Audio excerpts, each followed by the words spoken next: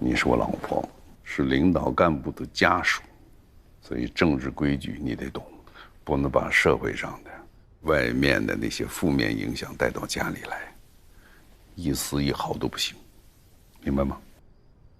这堂课我已经上了好多遍了，我早就明白了啊。咱不说了啊，来，再吃一块，可甜了，来，嗯。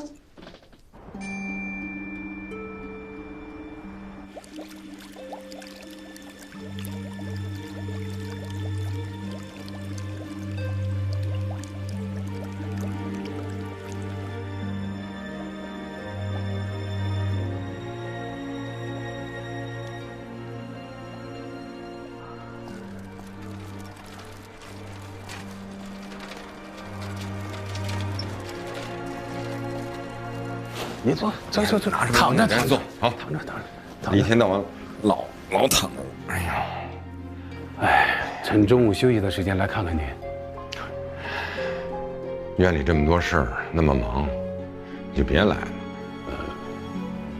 我今天来啊，一是探病，二是有件事儿想跟您汇报汇报。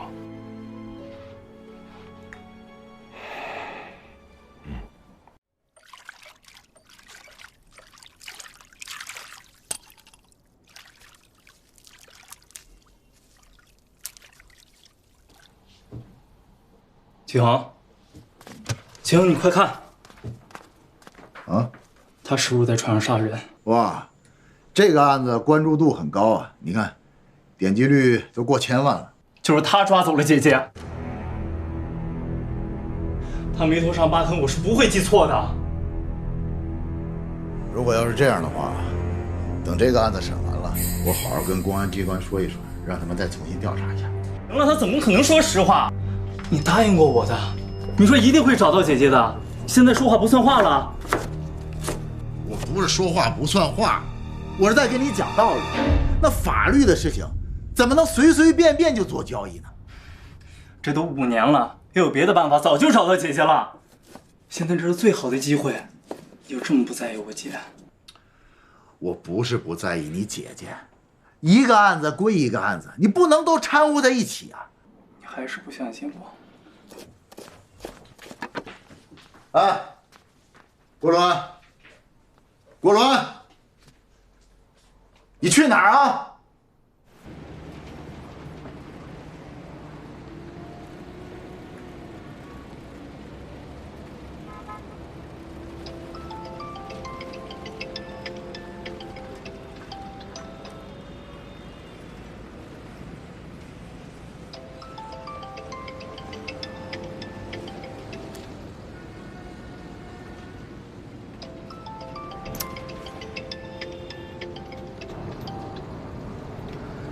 喂，郭伦，怎么出狱不联系我呀？你谁呀？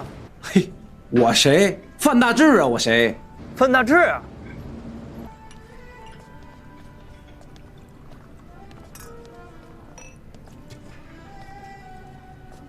范大志，阿伦，兄弟，想死我了，想死我了！终于回来了，太久没见你了。头发短多了，你也帅了呀！来，坐，怎么样？还好吗？在里边特苦吧？哎，行，没事啊。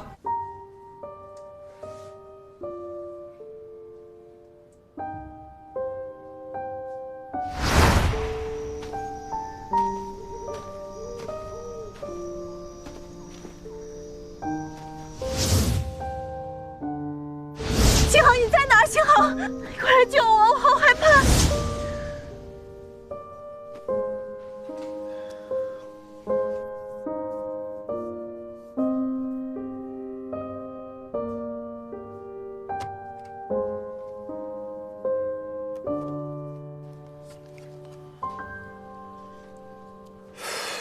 我可多话想跟你说了，我这一肚子话呢。哎，你不在这日子呀，我真无聊啊！天。喂，跟我同学在一块儿呢。我知道。行，给你发个定位，可以了吧？啊，发定位，一个特别多事儿的姐姐。哎呦，现在连姐姐都泡了，无聊不无聊？正经点啊！哎，正经，说个正经事儿啊。我现在呢辞职了，我打算创业，做游戏公司，怎么样？有没有兴趣跟我一块干？我现在很多东西还是学习阶段，现在学黑客技术，我还不够成熟。没事儿，你那技术我还能不知道吗？黑客别黑了，我告诉你，现在就做游戏，手机游戏，我跟你说大挣，怎么样？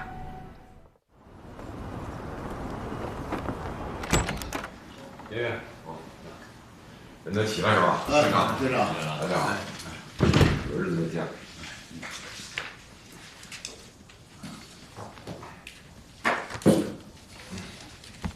审委会25个人，到了17人，2/3以上，可以开始。哪位同志先说？我先来吧。好，肯定大家都有一些自己的分析判断，我也有自己的看法。但是说之前呢，我还是想先听听，恐怕大家也都想先听听分管刑审的齐副院长对这事的指导意见。确切说吧，就是对3位被告如何定罪量刑。现在争议最大的就是在郑铎的定罪量刑上，不知道你是怎么看的？其实呢，我还是那个意见，这个郑铎啊，一开始他就想抢那点钱，他为了让别人啊不知道这点钱的来路，所以呢，将王贵平杀人灭口，犯了这个抢劫罪和故意杀人罪，情节呢比较严重，最高可以判到死刑。如果这样的话，那还真有点对不起。我们跟你的看法有一些冲突。有冲突好啊，真理越辩越清，啊。不过，周厅长，你刚才说的我们，是说的我们审委会大多数吗？啊，口误。我的意思是我自己。要不，我先来谈谈。好。我认为曲院长说的抢劫罪，证据是不充分的。首先呢，这些都是合议庭的一个推测。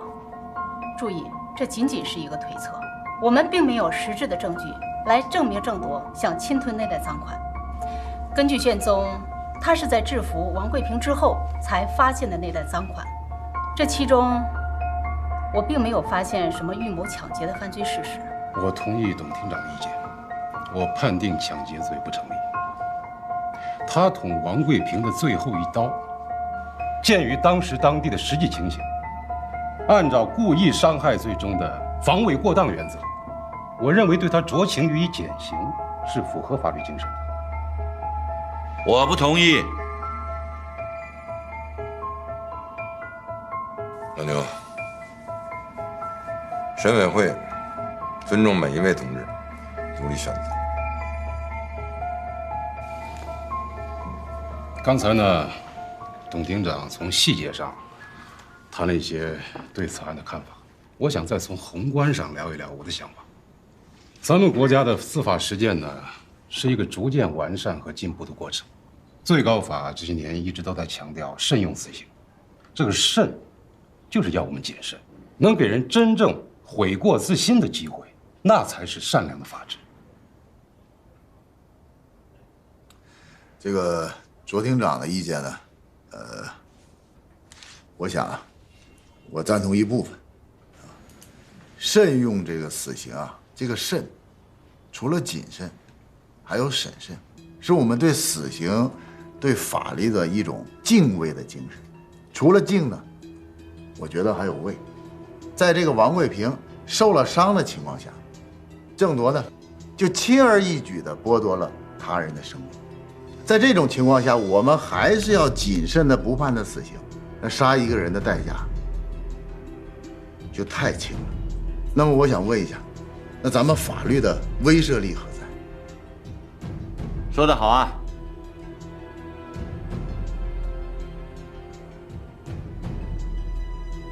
老华，你说说。刚才前面几位同志争议也很激烈，我想让大家看看网民在这个问题上的反应。这几天我搜了一下，是的，找到了。刘婷，你先看看这篇文章。这篇文章到昨天晚上为止，光留言的人数已经超过了1万。这个发帖子的人认为啊，这个郑铎他就是个英雄。要不是他，再受渔船，他永远不可能安全的回来。那么渔船上的另外2个人呢，也不可能幸存，甚至银行的结案也将石沉大海啊！莫田啊，你的意思，郑铎还成了英雄？那是不是我们还应该送他一面锦旗啊？啊？哎呀，牛婷啊，这个嘛，也不可否认，他毕竟是救了2个人嘛。哦，你的意思是说，一个抢劫犯要是杀了一个毒贩，并且抢走了毒贩的钱，那反而是为民除害了啊！老牛，你这是抬杠啊！这分明是2码事嘛！这怎么2码事呢？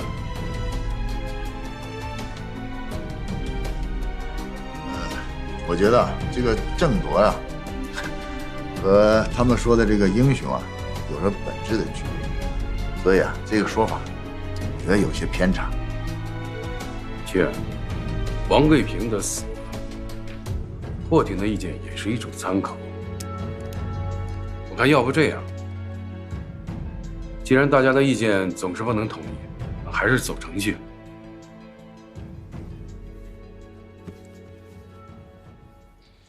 同意表决。同意。圆圆，你的意思呢？那好，那就表决，同意郑铎防卫过当，予以从轻判处，判处有期徒刑6年。请表决。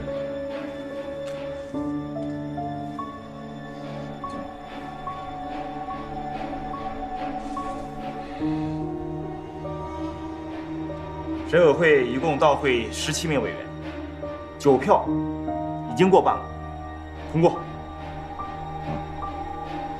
徐仲咱，好，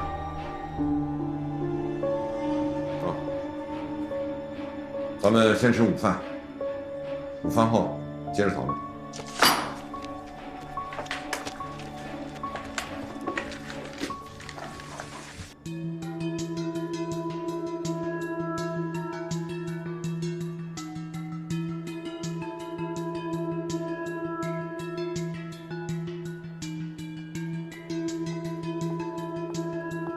罗总，你看，广场门口的视频也传到网上了。这静坐抗议的人比我们预想的要多。我没有别的要求，只有一个要求，就严惩凶手。您呢？我没有什么想说的，我只想让凶手伏法。有很多网络红人大 V 都参与了进来，这是一呼百应啊。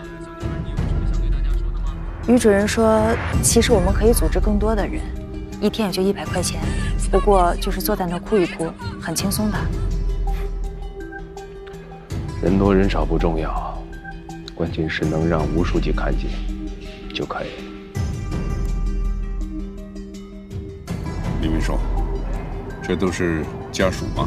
是，有的是死者家属，要求尽快严惩凶手；有的是幸存者的家属，坚信自己的亲人都是无辜的，要求法院赶快放人。胡闹！家属们也就是说，法院一直不给意见，所以才让市委领导替他们定夺。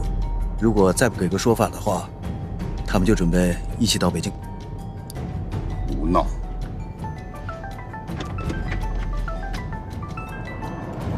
哎，赵林书记，是我。什么？把上访书都递到省委去了？中院不可能懒政惰政，不会包庇罪犯。好，是的，请赵林书记放心。啊，好。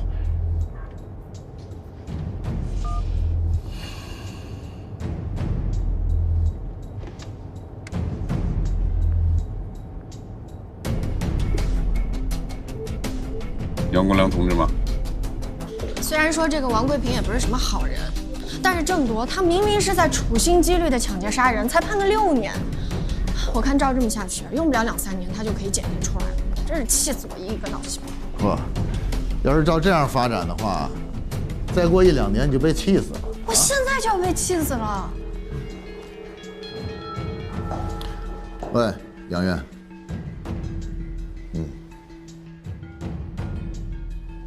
好。好。怎么样？没事吧？没事。如果我们不严惩凶手，老百姓还会继续上，这样对齐州的平稳发展会不会造成不良的影响？中央、省委乃至全国会不会对齐州的法治建设留下负面印象？投资者对齐州的投资环境会不会丧失信心？总之，这一切后果我们都要考虑，不能让老百姓对政府丧失信心。领导还询问情况，对郑铎的量刑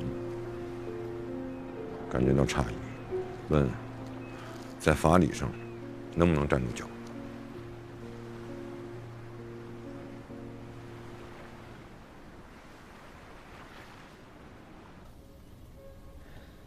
家属的视频都上了头条了，这网上议论暴增啊！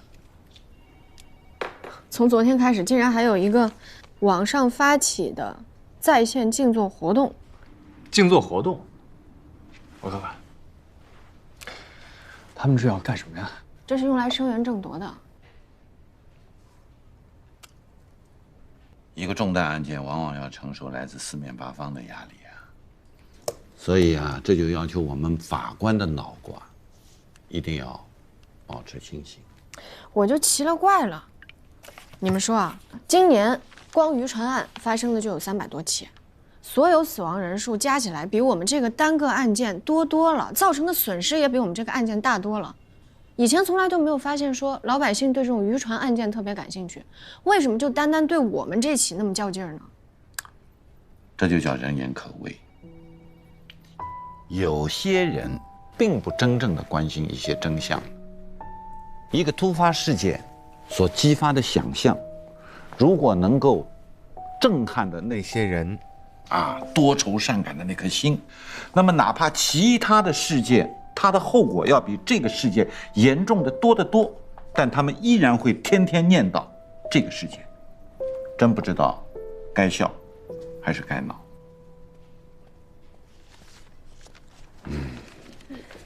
刘婷，时间到了，该开会了。哦，好，我马上过来。齐文静在杀死王贵平上属于共同犯罪，按情节应该定为故意伤害罪的帮助犯罪。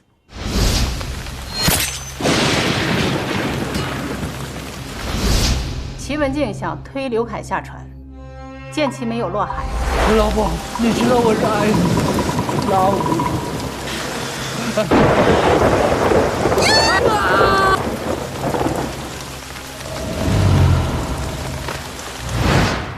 这种一而再、再而三的想害死刘凯，就算其中有可以终止犯罪的机会，都全然不顾，痛下杀手。这属于含有主观恶意的故意杀人罪，依法予以严判。我认为判处他死刑是合情合理的，同时也给被害人家属一个可够的起到交代。听听，上午还在说慎用死刑，尊重生命，下午说变就变了，这是典型的双重标准嘛，是吧？谁双重标准？怎么就不是双重标准呢？我这是就事论事。哎，张远，老牛，大家争论的很激烈啊。杨远，我说一下齐文静的情况。这个齐文静呢，杀死这个刘凯啊，他是有原因的，是因为刘凯啊，长期的对齐文静，肉体和精神上进行暴力，这一点呢是有证可查的。可是大家想一想啊，人活着是要有希望的。如果是前面是看不到头的恐惧，人活着是没有勇气的。在这个时候呢，齐文静在船上好像看到了一个机会，这个机会啊，可以让他摆脱痛苦，摆脱恐惧。于是他就选择了，但是他错了，他选择了一个毁掉他一生的一个选择，他杀了刘凯。我想问一问，他的这种情况不符合法律当中所规定的减轻的这个标准吗？难道非得让一个孩子，一个7岁的孩子背负一生没有父母的痛苦吗？姐，你这个才是双重标准。郑铎救人你不考虑啊，齐文静，你反倒要仔细考虑起来了。你说的对，啊，不应该有双重标准，应该统一标准。每一个案子，每一个人都要做出最符合事实的审判。如果我们有些人为了其他的目的，不管是为了社会的稳定还是经济建设，或者是他人的仕途，我们来操弄法律的话，那我们就对不起我们身上穿的这个法袍，我们就没有资格今天在这里讨论这个讨论那个，用哪一条的刑法来给这个人定罪？因为最应该定罪的就是我们这些掌握法律的人。七月，不好意思，你说的过于激动了。就是因为他曾经被虐待过，就可以杀人了吗？不错，问题是齐文静在刘凯生命危机的关头，不是过失啊，是主观故意将他弄下大海的。故意杀人的情节非常清楚，而且还有相关人员作证。后来他又为了逃避法律的制裁啊，跟另外2位被告共同编造了自行跳海的谎言。请问这一切有符合从轻判处的条件吗？卓婷，我说的是酌轻轻判的基础，他有这个可能。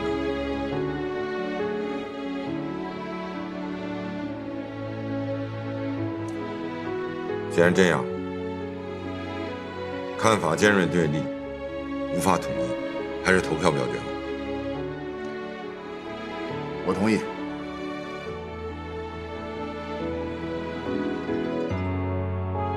我建议判齐文静死刑，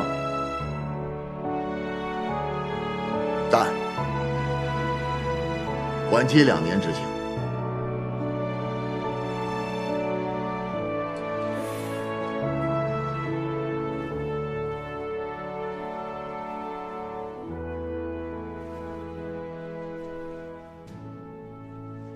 8票，差1票。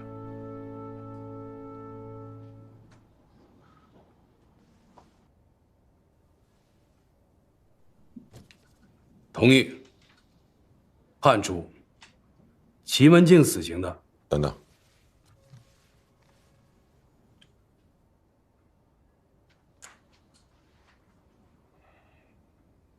我同意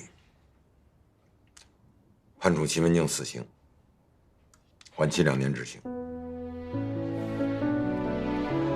9票，9票，死缓，通过。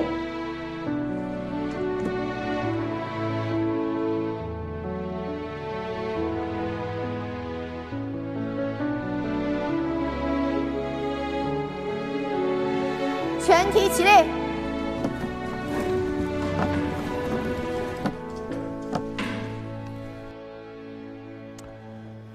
现判决如下：合议庭经过充分讨论后，一致认为，被告人齐文静杀死王贵平，犯故意伤害罪，判处有期徒刑3年；杀死刘凯，犯故意杀人罪，判处死刑，缓期2年执行，剥夺政治权利终身。数罪并罚，决定执行死刑，缓期2年执行。被告人李宇犯故意伤害罪，判处有期徒刑3年，缓期3年。被告人郑铎犯故意伤害罪，判处有期徒刑6年。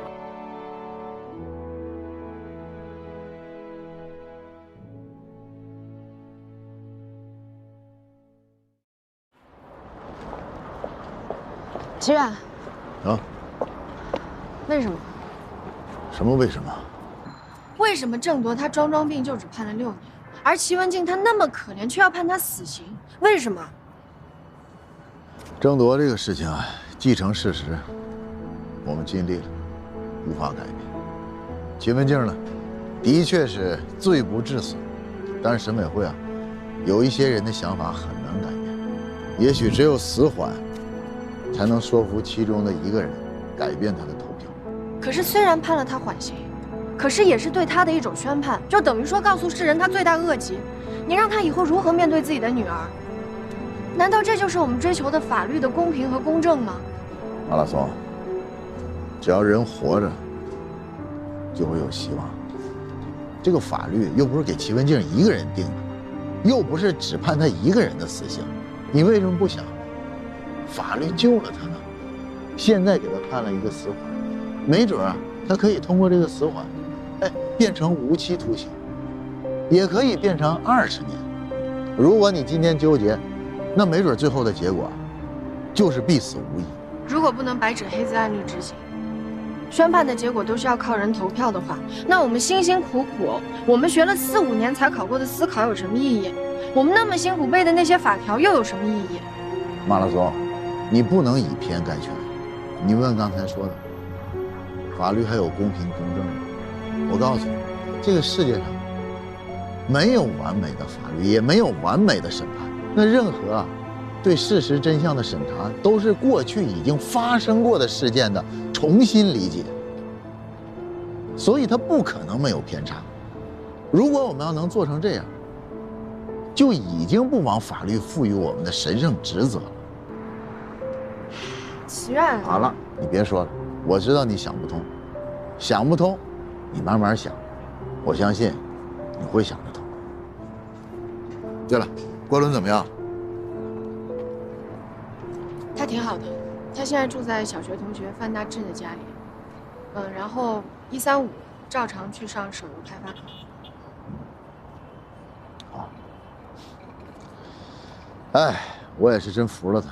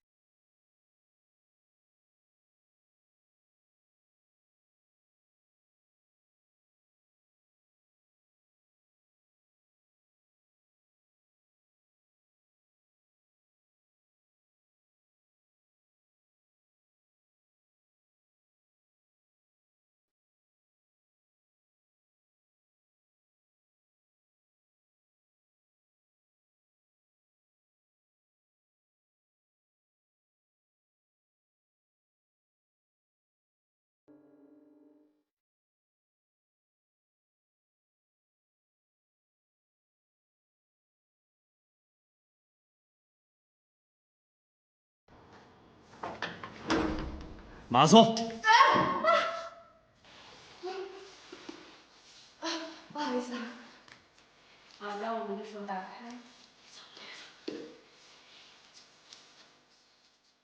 来，你特意来找我的？我问你，你是不是也是渔船案的法官之一？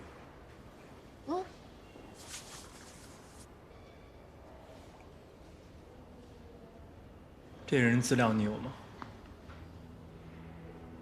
郑铎，你要他的资料干嘛？我严重怀疑我姐的失踪跟他有关。你有证据吗？我亲眼所见。我清楚记得，当时在游乐场，我姐是被一个左眼旁边有疤痕的男人带走的。郑铎他也的确左眼旁边有一道疤，可是这世界这么大，不一定只有他一个人是这样的。桂纶，你姐姐这事儿已经过去了很多年了，你真的还能记得住那个人的长相？你真的能够确定那个人就是郑铎吗？我不确定，但是我的直觉告诉我，他一定有问题。什么问题？你想啊，渔船上有8个人，死了5个，而且其中1个还是记者，这也太巧了吧？你说胡白啊？胡白他可不是被郑铎给杀死的，他是被那个逃犯王贵平给杀死的。谁能证明？什么意思啊？我是说，谁能证明胡白一定是被王贵平杀死的？换句话说，就是谁能证明胡白就一定不是被郑铎给杀死的？这也太巧了，只要有这个人在，就一定有记者出事儿。这该不会只是我们的臆想吧？哎，我问你，你到底帮不帮我查？不帮我查，我走了啊！哎呦呦，你别急，我又没说不帮，我帮。谢了啊。哎，你刚才那个，特牛。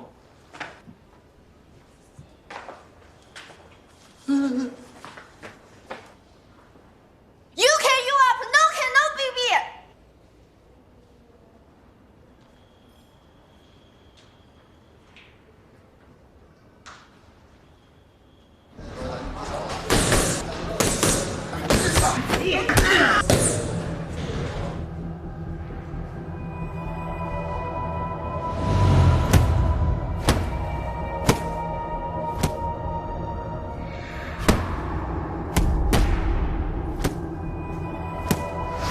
林峰，我想郭念的案子会有进展。老伙计，我非常了解你的心情，但是单凭直觉，不够立案的标准啊。我知道，我也就跟你说说。再说了，郭建的案子你又不是不清楚，但凡有一点线索，早就有进展。咱们不能单凭一个直觉去把人抓起来了。还有，这个郑铎现在已经在监狱里。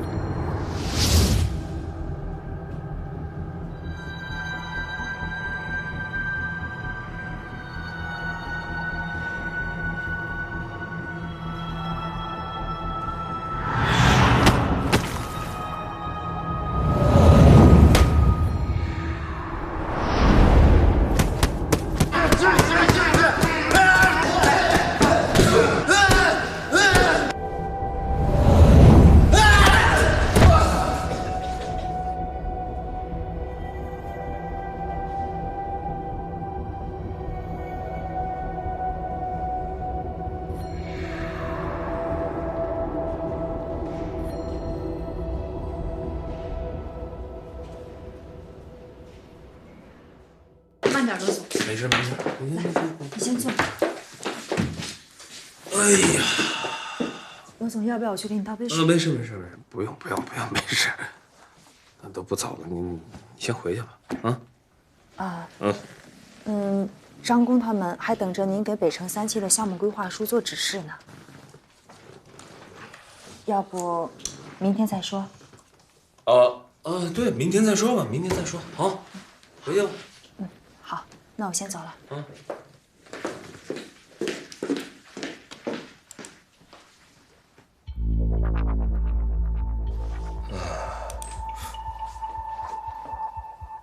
跟我作对是吧？那只能跟你说拜拜了。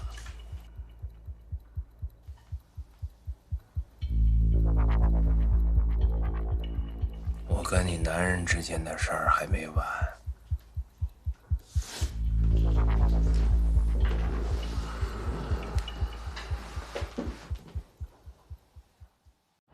哎，怎么着？真想好了，不跟我这住了？你回去干嘛去？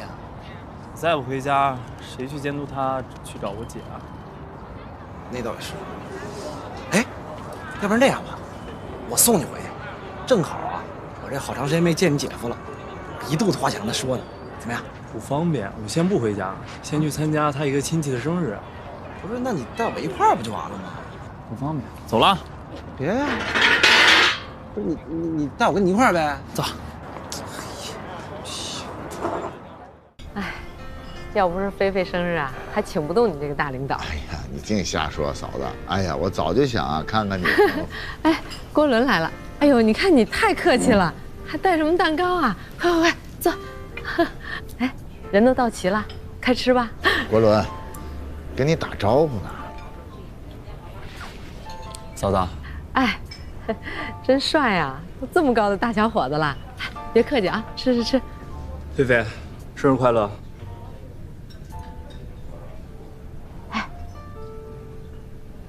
菲菲，你郭伦叔叔祝你生日快乐呢。哦，谢谢。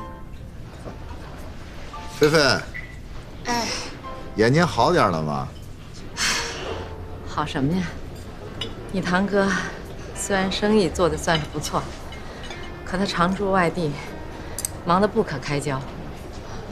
毕竟全公司这么多口人，要张嘴吃饭，就我一个人，在这办着街道幼儿园，既当爹又当妈，也想不到什么好办法能帮到他。嫂子，辛苦你了啊！菲菲倒是不愁吃不愁穿，可就她这眼病，也不知道以后有没有小伙子能看上她。他早就想多了，蚂蚁那么渺小，还会坚强勇敢的生活呢，何况菲菲啊。国伦说的对，去过好几次医院，那个贾大夫啊，还是那句话，他这个情况只能角膜移植，可角膜不是说有就有的，要排队。我想，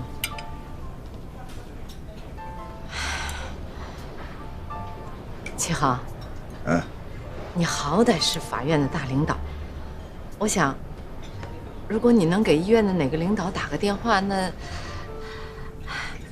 礼物我都备好了。妈，菲菲，没关系。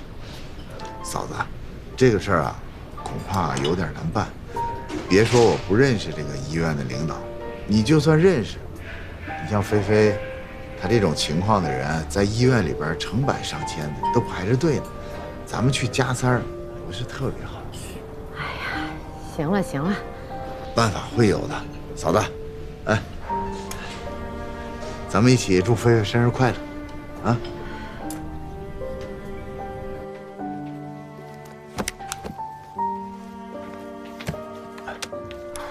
你这又怎么了？齐大法官，这是我的私人空间，您不知道进门之前要先敲门吗？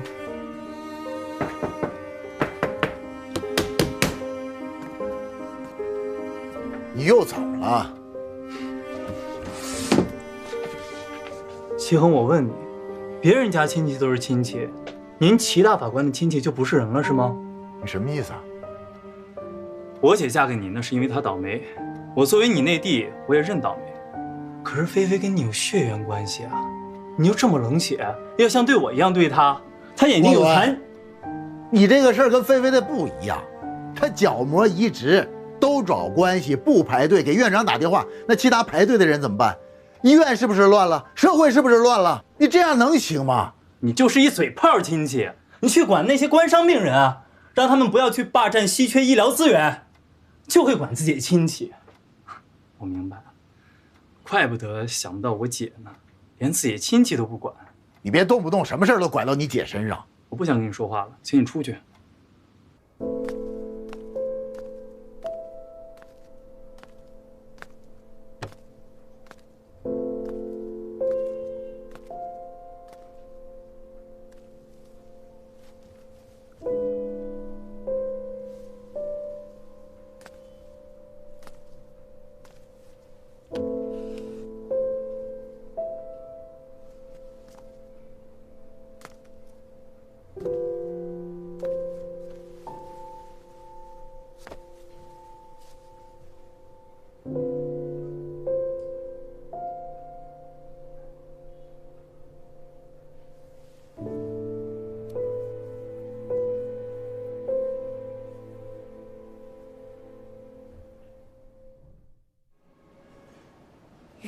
德治改革全省政法系统学习论坛。素衣山假日饭店周末2天自由报名。素衣山，这个周末那是不是有个美食节呀？是我听说那儿有个国际美食节，怎么样，去不去？去啊，必须得去。好，那么我从今天开始就不吃饭了，我准备到了周末好好吃它1顿。啊，不对，狠狠的吃它6顿。啊不，连上宵夜狠狠吃上8顿。8顿。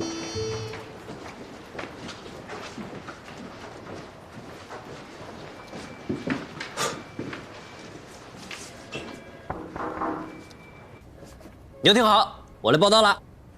哈，黄渤来了。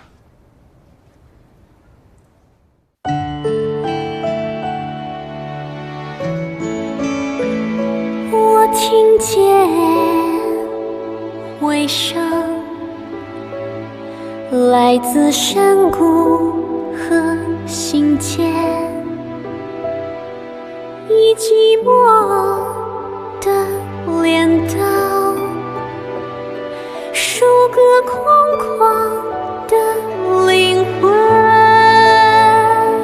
抚极端的诱饵，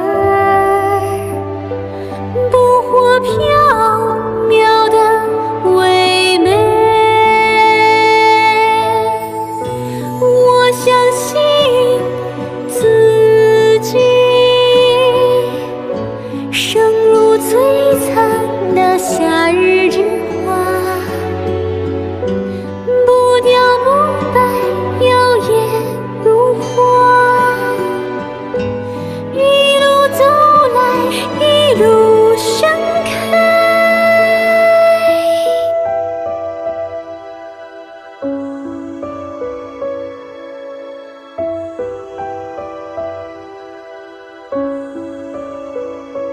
我听见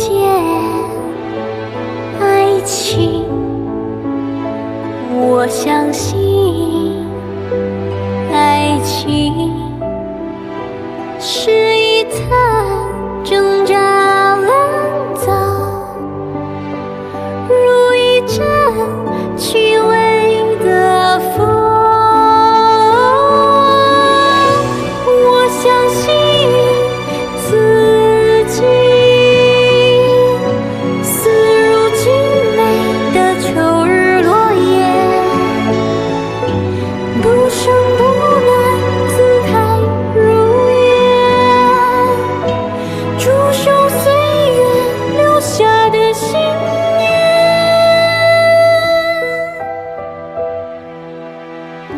生如夏花，似